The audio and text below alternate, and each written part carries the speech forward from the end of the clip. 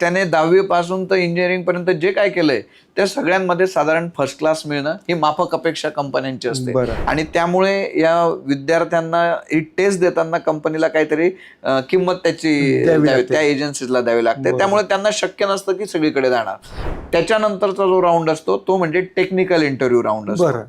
याच्यामध्ये तो मुलगा कुठल्या ब्रांचचा आहे त्या ब्रांचच्या डोमेन नॉलेज किंवा त्याला आपण म्हणतो की त्या क्षेत्रातलं कोअर नॉलेज जे असतं त्याच्याविषयीची ती एक टेस्ट असते. क्वालिटीज म्हणजे नक्की काय असतं बरं, तर आणि त्याची सुरुवात कशी होते आणि ते काय काय तपासणी करतात, काय काय चेक करतात?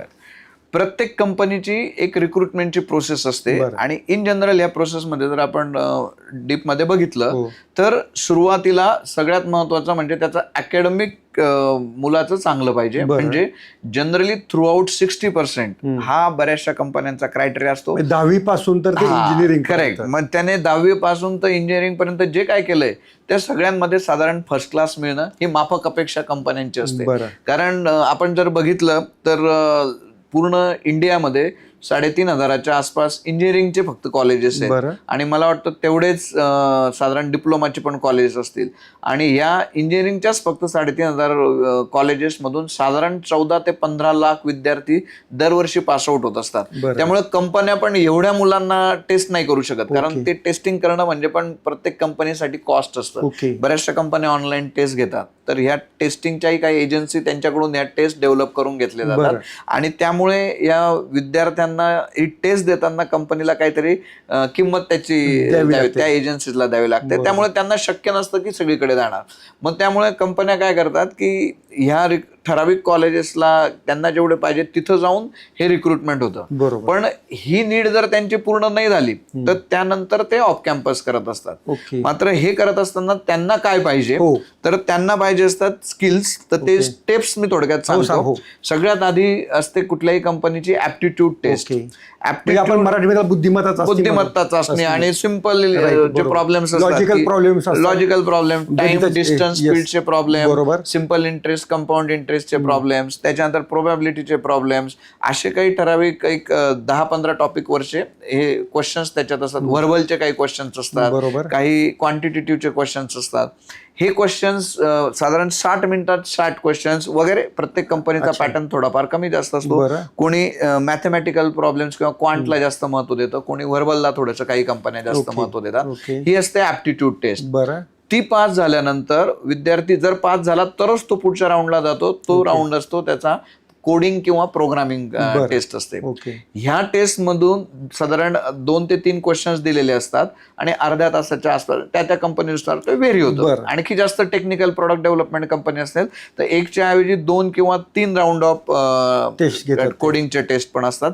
त्याच्यानंतरचा पुढचा राऊंड तो असतो ग्रुप डिस्कशन राऊंड. म्हणजे हे जे फिल्टर होऊन आलेले मुलं आहेत यांच्यासाठी एक टॉपिक दिला जातो आणि 2 मिनिटं त्याला थिंकिंगला दिले जातात आणि त्यानंतर 10 मिनिटात त्या 8 मुलांच्या ग्रुपने त्या विषयावर बोलायचं असतं.